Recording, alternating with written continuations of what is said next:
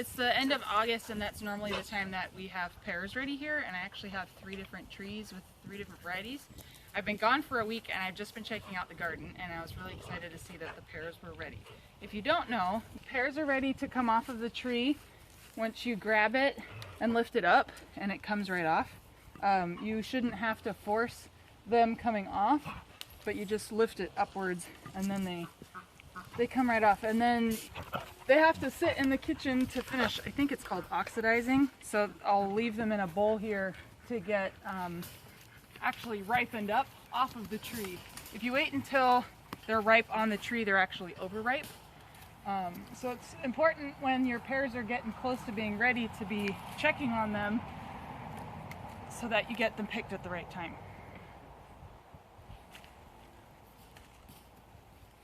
I'm probably going to have to get a ladder. Unless we get Dad to finish them. Can you reach a couple of these, Kevin? There you go. Get out of my face. I feel like I'm going to fall. Can you reach it? Where is it? Look up. Straight up. Straight up. Yep. Good job.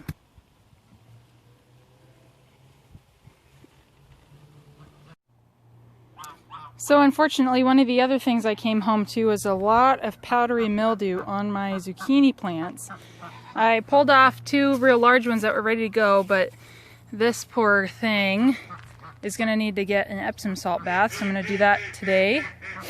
And then it looks like it affected some of my snap peas too, which has been kind of amazing that these have lasted as long as they have anyway. We still have some on here. But I was hoping to not have to see that when I came home. But the other thing that I'm going to do today is harvest some of the pickling cucumbers and make some bread and butter pickles. There's quite a few that are ready. And I just take them, because I'm too lazy to come out here with some actual snips, so I just kind of spin them off. And so I'm going to grab as many of these that look ready. I already have about 5 or 6 in the house that I grabbed last night. Ooh. And it's so fun to find these types of things just hiding behind the leaves. That's exciting.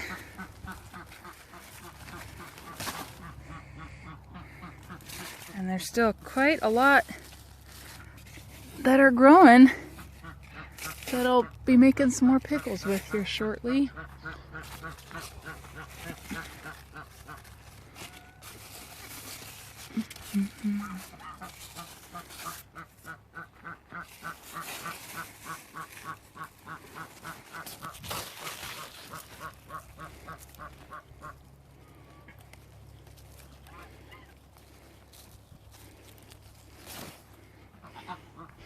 So I think that's it that I'm going to take off of here for now.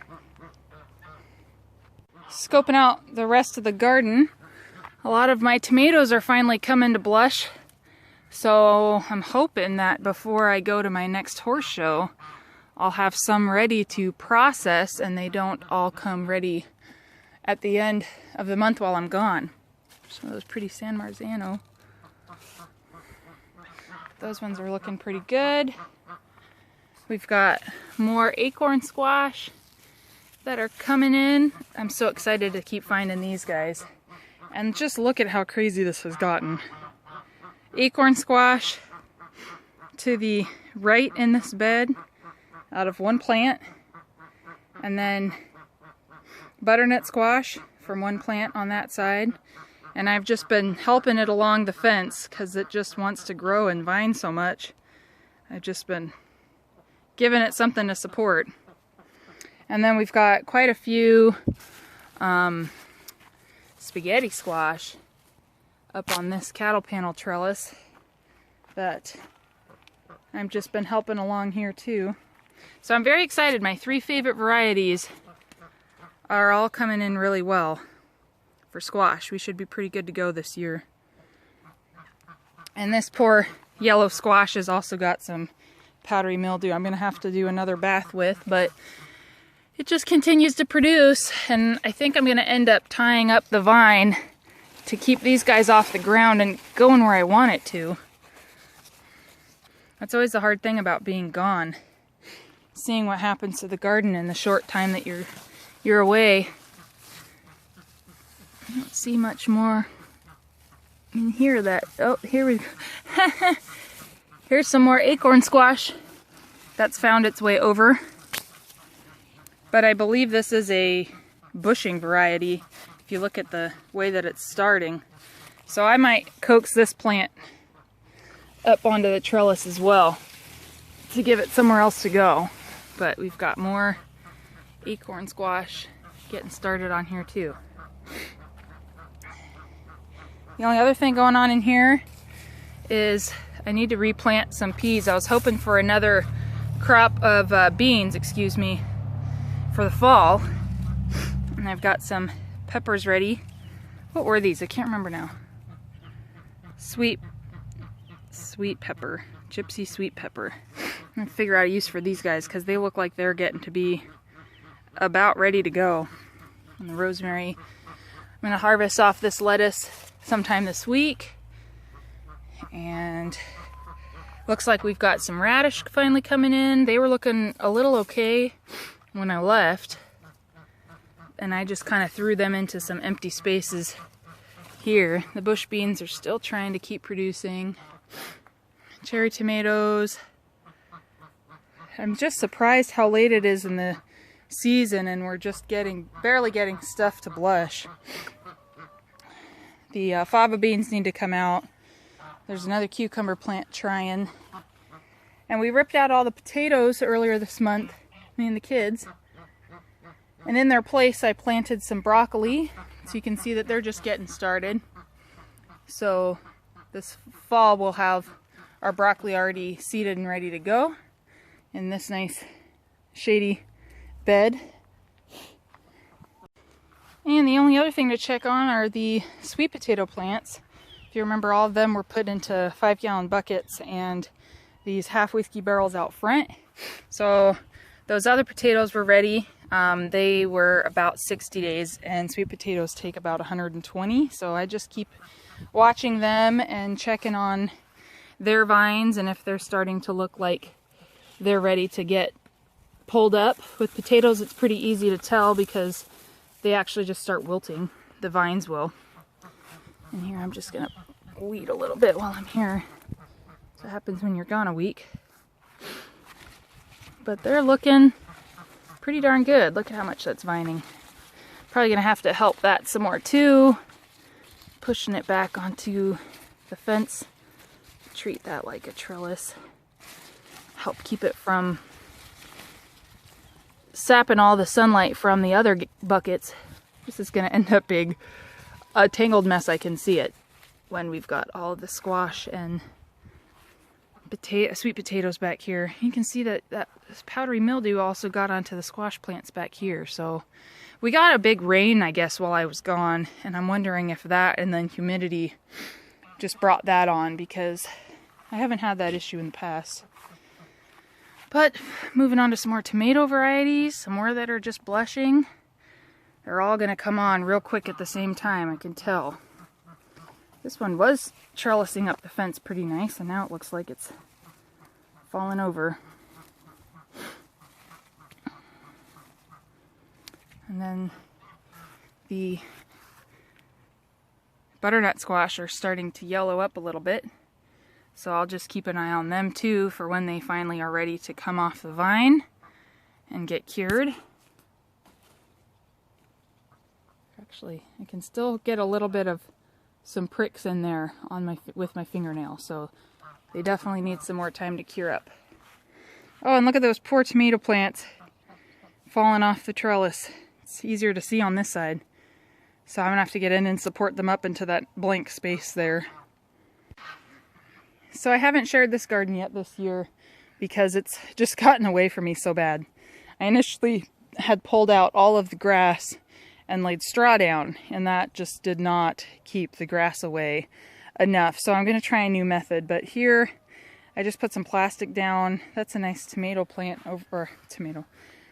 pumpkin plant over there. I originally had this whole row planted with pumpkins, but the fence This was a real new garden, and I just quickly got the fence up and found out it was not bunny proof, so the bunnies ate the tiny other pumpkin starts, but I'm glad that this one has managed to continue. And these are some real, I can't remember which variety this was because I had planted a few, but we've got 2 really good sized pumpkins. They're kind of oblong in shape. Ew, there's a gross spider on one. But they're in there. 2 for 2 boys that we've got, so that's perfect. I was worried when I only saw this one that there wouldn't be another one for the second son. But it looks like we've got 2 for sure in there, and maybe a 3rd one just getting started. I had planted some more squash into these spots, and where they had been coming up, I think the bunnies were able to get into them still because all the little starts have gone. But here I had planted some more cauliflower for a fall crop, and they are just getting sprouted in. I have 2 that I'm going to keep an eye on here, so hopefully they take okay. Okay, so these are all the pickling cucumbers that I have available that I'm going to make bread and butter pickles with. There are a lot of recipes on the internet that you can use for it. I actually just found this package available that you can purchase, and it already has all of the spices in it and everything that you need. This was like $2, so this seemed like a really great option for me to go ahead and make the bread and butter pickles with. So the first thing that we're going to do is just chop them all up. And I like to keep a bowl of chicken scrap items right here on the counter. So I cut off the stem ends and the other end. And I'm just going to go ahead and do that now. And then chop them all up into pickle sizes. So I just picked what was available in the garden, and once I have it all sliced up, then I'm going to weigh and see what I have, and then that'll determine how much of this pickling recipe I can use. So we just have this handy little kitchen weigher, so I'm going to slice them and toss them directly into the bowl so then I can determine the weight of them easily.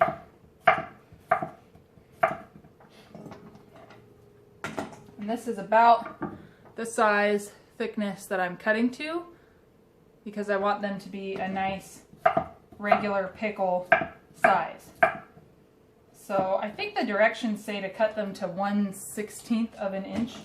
I'm not going to get that technical. I'm just going to make sure that they seem a relative correct size, because this recipe is for bread and butter and not dill. There is a difference. I prefer bread and butter. You can find those little packets for dill flavoring as well, but me and the kids prefer the bread and butter, so that is what I'm making.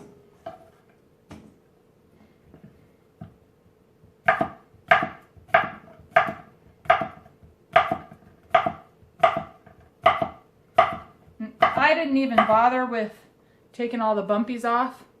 Some people might want to do that before they cut them up into the pickle sizes.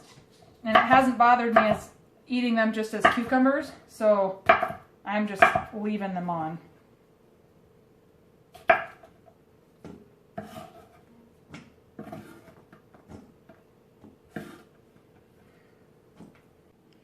So that is one very full bowl of cucumbers. We're at about just barely over 4 pounds, and the recipe calls for 9 to 11 pounds of pickling cucumbers. So I'm going to call this about a little less than half in these measurements, which is going to be half a pouch, which leaves quite a bit more left to be able to make. This is set up for 7 quarts, 2 pints per quart. So if I'm going to end up doing, if it can do 14, then it should be 7 pints, I think, that we can do.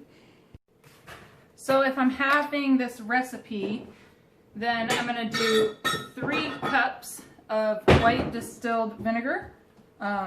the recipe would call for a little over 6 cups, but we're going to do 3 since we have 4 pounds of pickled cucumbers ready. So that's 3 cups of white vinegar, 7 cups of sugar. Most recipes I will actually replace the sugar with a keto-friendly version. I really like monk fruit, but monk fruit's a bit more expensive, and I honestly don't want to use 7 cups worth, or in this case 3.5, of monk fruit sugar, because that gets to be pretty expensive. So I'm going to add 3.5 cups of sugar for this recipe.